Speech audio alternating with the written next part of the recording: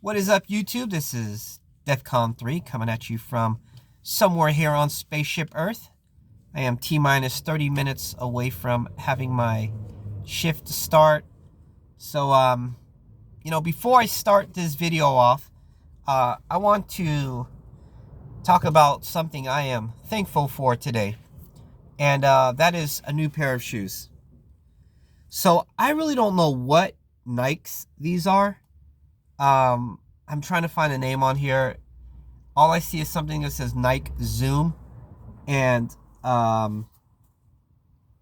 there's like a lion on it. There's like an impression of a lion right here, but I really don't know. It says on the tag inside CQ9380-002, and it says VO1. If that makes any difference. So basically, these shoes right here, these are replacing my work boots. And I am thankful for the fact that on this post, they're not tripping over me wearing these instead of having like combat boots. These feel so comfortable, and at the end of the day, my lower back doesn't hurt as much. My feet feel a lot better. It's crazy. There is no amount of money in the world you can spend to ever find like combat boots that are as comfortable as something like this. You can't beat these. These are basketball shoes and comfortable as heck. On the side here it says Chosen One as well. So I don't know if any of these names are the name of the boot, but if you were to go out there and look up some Nike shoes, anything that looks kind of like that, when you put them on and you pull your pants over them, they almost look just like boots. Here's another front view. They almost look like boots, and they're comfortable as heck. All right, so really thankful for that. Which brings me to the subject today. And I know everybody's done one of these videos. I almost didn't want to do it. I was so hesitant. One of those Thanksgiving, what am I thankful for videos. But here's the deal, man. I haven't always been thankful. You know, I can't tell you how many Thanksgivings I've had, and Christmases and birthday and you name it, where I have been alone. Like, all my family lives overseas. I just didn't have anywhere to go. Not only was I just not thankful for that day, but I was kind of upset. Like, dude, this isn't fair. And I know there's a bunch of you out there. There's got to be a bunch of you that watch these videos that really didn't have anywhere to go yesterday. Or maybe you were like I was at one point, and you just sort of latched on to somebody else's family, and they're like, yeah, come on over if you don't have anywhere to go. And you almost feel like you're just part of some charity. And, you were probably eating a good meal and you were with a family, but at the same time, you were just kind of like, dude, this sucks. I mean, it just didn't feel natural, right? So if you're in that boat, this video is certainly for you. If you're not in that boat, well, maybe you'll get something out of this video. So first of all, if you have nowhere to go for Thanksgiving or Christmas, or your birthdays are spent alone, don't let it get to you, because there are, there's just so much I could talk about. I love this topic, to be honest. There's an old saying, and that is, I complained about my shoes until I met a man who had no feet. Right? So I complained about my shoes until I met a man who had no feet. Think about it. We complain about our shoes. Like, my video started off with me complaining about my boots because they weren't comfortable enough. So I went out and got some Nikes. And I guarantee you at some point I'm going to complain about these shoes too. Whether it be the price or they're getting faded. Meanwhile, there's a guy out there that doesn't even have feet because they were blown off in a war. Or maybe he lives in a third world country where leprosy is running rampant and he has no feet. And I'm over here upset because my shoes don't feel comfortable. Right? So everything in life is relative. I remember once complaining about my week. Like, oh man, dude, this sucks. I gotta work on Friday. My paycheck is like a day late. I was gonna buy a new Xbox, and then that money, I had to use that to pay for my auto insurance. And somebody told me, hey man, if you really have if you feel like your week is really that bad, I know a guy in Somalia who would trade places with you any day. And I had to let that sink in for a minute. Like, what the hell is he talking about? But it makes a lot of sense. No matter how bad our day is, we can have like one of the worst days in the world. Somebody in another country that is experiencing a way harsher life would trade lives with us any day. That's how good we have it. Our bad days would be considered an amazing day to some other people, right? Everything is relative. Sorry, I got a little bit of a cough here. So yeah, guys, there's a lot to be thankful for. I was going through some statistics, which kind of made me rethink a lot of things. Sorry, this cough is just driving me crazy. I want to do one of those big coughs. Okay. Let's get that cleared up instead of these little coughs that are killing my video. If you found my YouTube channel, you clearly used a search feature. I doubt you used voice activation. You just either had me on a subscribe list, or you typed something in, or you read something. If you read the title of this video, which will probably be Thanksgiving or something like that, you have the advantage over 1 billion people in the world. There's 1 billion people in the world that cannot read.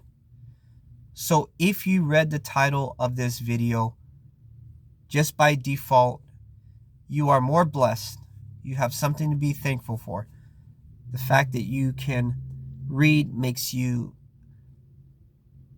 in that top 25%. Just something to think about. If you woke up this morning and felt more healthy than you felt sick, then you are more blessed and have more to be thankful for than the 1 million people that will die this week. There's 1 million people this week that are feeling like crap. They are on their deathbeds. Statistically, 1 million will die this week. So that's something to be thankful for. If you're watching this video and you're on your deathbed, message me. I'll make you feel better. If you have food, just a basic amount of food, clothing, and we're talking minimal amount of clothing, 2 t-shirts, 2 pants, pair of shoes, 3 t-shirts, 3 pair of pants, pair of shoes, and you have somewhere to call home. Doesn't have to be your own home. You could be renting, you name it. You are more wealthier than 75% of the entire world. Isn't that crazy that 75% of the world doesn't have those 3 things? They may have clothes, but they have no food. They're starving. Or they may have clothes and food, but they don't have a place to go home every night. You got to have that trifecta. But if you have that trifecta going, then you're more wealthy than 75% of the people in the world. If you have or foresee yourself having at least $500 in the bank in the near future, you are more wealthy than 92% of the entire world's population. That puts you in the top 8%. Now, I know in the United States, being in that top 1% puts you in that billionaire bracket. But on a bigger scale, remember, everything is relative. On a bigger scale, if you have $500 in the bank right now, or more, or in the foreseeable future, you are wealthier than 8% of the entire population in the world. So I know sometimes life can make us just question everything. You know, as guards, we go out there, we're like, some of you guys are making minimum wage and you're like, man, this really sucks. I hate my job.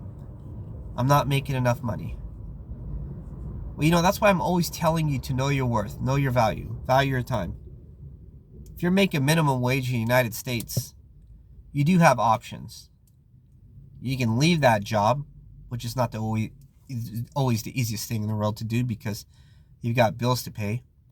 But you can be looking for a new job, right? In the interim, you can be online, constantly looking for that $12 an hour job.